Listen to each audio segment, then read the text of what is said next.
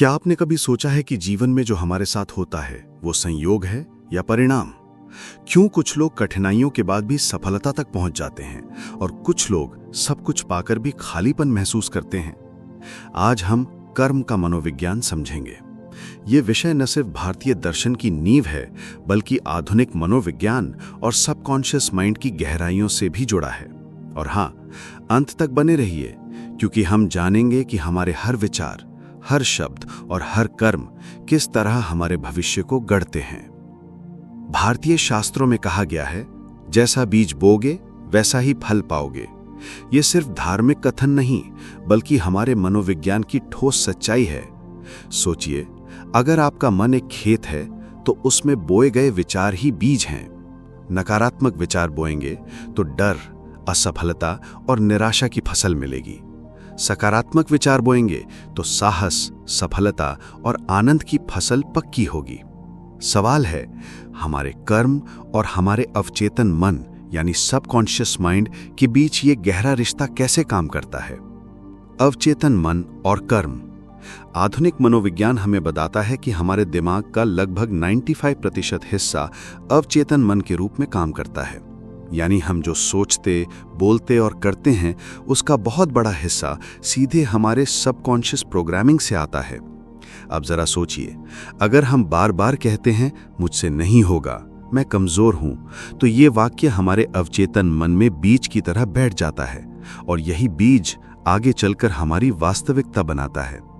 यही कारण है कि गीता में श्री कृष्ण अर्जुन से कहते हैं, मनुष्य अपने मन से ही ऊपर उठता है और अपने मन से ही नीचे गिरता है। मन ही मित्र है और मन ही शत्रु।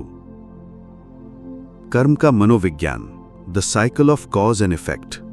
कर्म को केवल धार्मिक कर्मकांड मत समझिए। कर्म का सीधा अर्थ है एक्शन, यानी हर कार्य, हर विचार, हर निर्णय। मनोविज्ञान के स्तर पर हर कर्म हमारे दिमाग में एक न्यूरल पाथवे बनाता है। जितना हम उसे दोहराते हैं, उतना वो गहराता जाता है। यही कारण है कि बार बार गुस्सा करने वाला व्यक्ति गुस्सैल स्वभाव का हो जाता है, बार बार टालने वाला व्यक्ति आलसी बन जाता है और बार बार साहस दिखाने वाला व्यक्ति वीर कहलाता है। कर्म केवल भविष्य का फल नहीं देता, बल्कि हमारी पहचान भी बनाता है। भारतीय दृष्टिकोण और लॉ ऑफ कर्मा।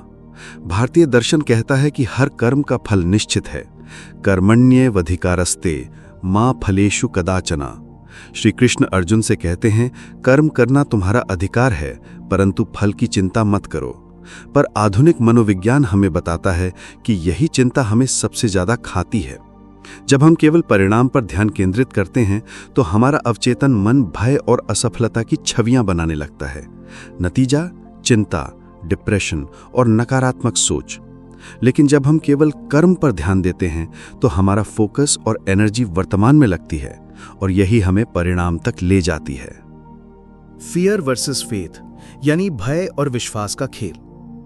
यहां पर भावनाओं की भूमिका बेहद अहम है। मनोविज्ञान कहता है कि हमारा दिमाग भावनाओं के अनुसार ही कार्य करता है। अगर हम किसी कार्य को डर के साथ करते हैं तो हमारा अवचेतन उसी डर को हकीकत में बदलने की कोशिश करता है। लेकिन अगर वही कार्य विश्वास और आत्मविश्वास के साथ किया जाए तो परिणाम सकारात्मक आता है। यही कारण है कि भारतीय ग्रंथ बार बार कहते हैं कि भय ही पतन का कारण है। रावण हार गया क्योंकि उसका अहंकार भय में बदल गया। अर्जुन जीत गया क्योंकि उसने विश्वास को अपनाया। सोचिए, अगर किसी खेत में आलू बोकर किसान उम्मीद करे कि फसल आम की होगी तो क्या होगा? शायद गांव वाले भी हंस पड़ेंगे। लेकिन हम इंसान हर रोज यही गलती करते हैं। हम आलस, गुस्सा, नकारात्मकता बोते हैं और फिर जीवन से शांति, सफलता और आनंद की फसल मांगते हैं। जरा सोचिए, यह कितना अजीब है। अवचेतन मन की गहराई। अब सवाल यह है कि क्या अवचेतन मन केवल विचारों से प्रभावित होता है या कर्मों से भी? यहां एक रहस्य है। अवचेतन मन को भाषा की नहीं, भावनाओं की समझ होती है। यानी आप चाहे दिन में 100 बार कहें मैं सफल हो जाऊंगा, अगर आपके भीतर डर है तो अवचेतन उसी डर को पकड़कर आपकी वास्तविकता बना देगा। तो क्या इसका मतलब है कि कर्म से ज्यादा भावनाएं असर डालती हैं? आइए आगे बढ़ते हैं। कर्म, भावना और एनर्जी का खेल। भारतीय योग परंपरा कहती है, जैसी भावना वैसा कर्म, जैसा कर्म वैसा जीवन।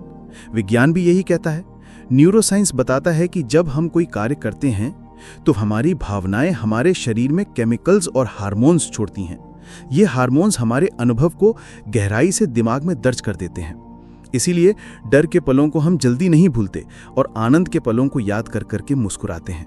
यानी हमारा कर्म और भावना मिलकर हमारी नियति गढ़ते हैं।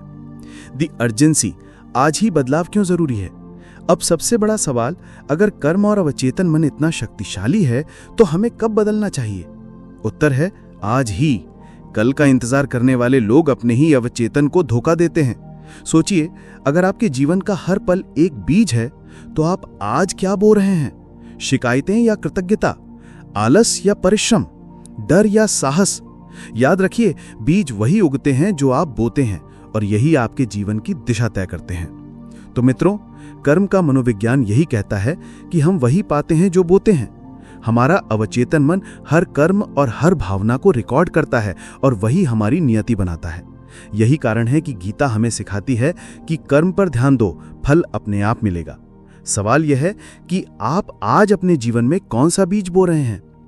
अगर आप जानना चाहते हैं कि मानव मन कितना रहस्यमय है और कैसे हम अपने विचारों और कर्मों से अपनी किस्मत गढ़ सकते हैं, तो अंतर यात्रा चैनल को जरूर फॉलो कीजिए। आने वाले एपिसोड्स में हम और गहराई से समझेंगे कि कैसे साइकोलॉजी और भारतीय आध्यात्म मिलकर हमारी जिंदगी बदल सकते हैं। याद रखिए, आपका हर विचार एक बीज है और आपकी पूरी जिंदगी उस बीज की फसल।